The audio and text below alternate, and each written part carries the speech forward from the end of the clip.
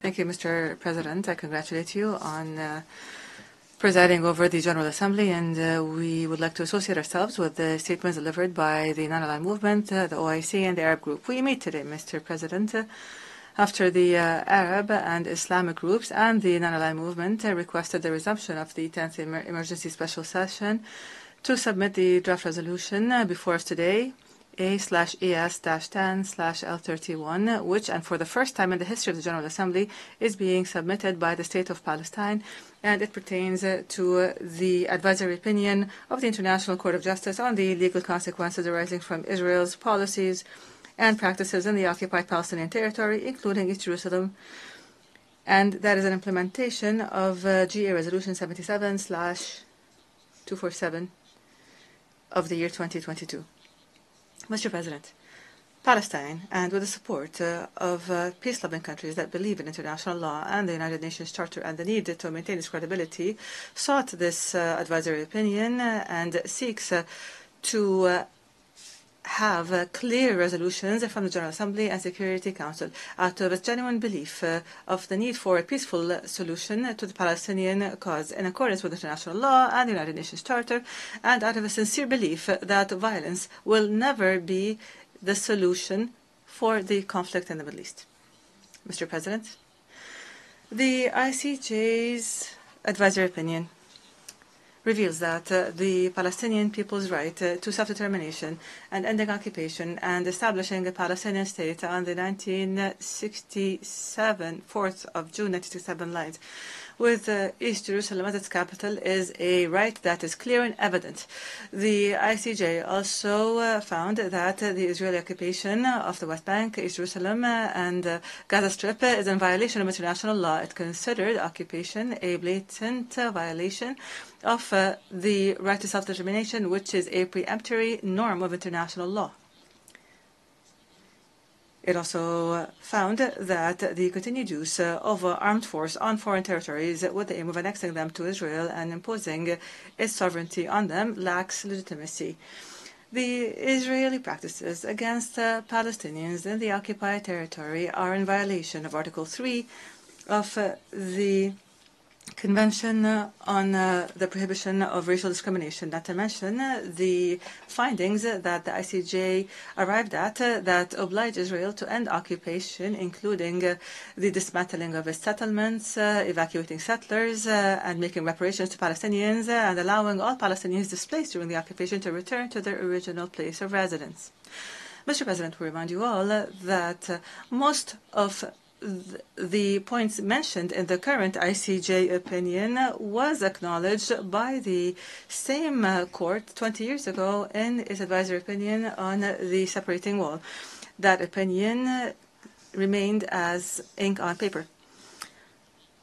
Mr. President, Egypt finds that the advisory opinion recognizes that the international community as a whole has legal obligations, and this applies to all member states of the United Nations. Legal obligations including working on enabling the Palestinian people to exercise their right to self-determination.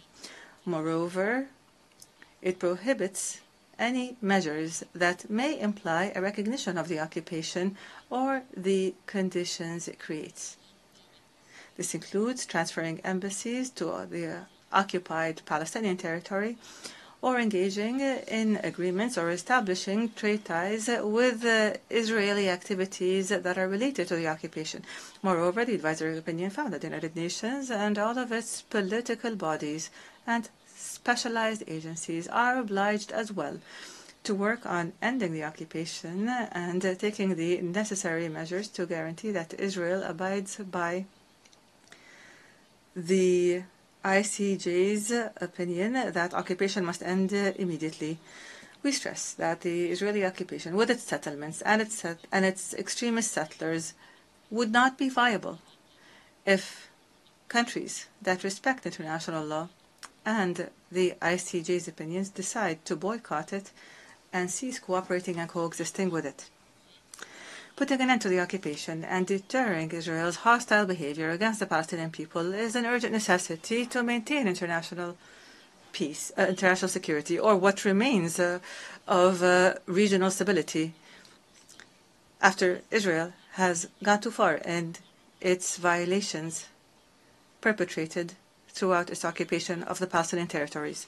Moreover, Israel has gone too far in its aggression against the United Nations itself, in that it killed more than 220 United Nations staff members, as it continues to adopt a law that would criminalize the UNRWA and consider it a terrorist organization. This is an unprecedented action where a United Nations body is labeled as terrorist. Mr. President, the ICJ's opinion comes out as the Israeli war machine continues to destroy the Gaza Strip.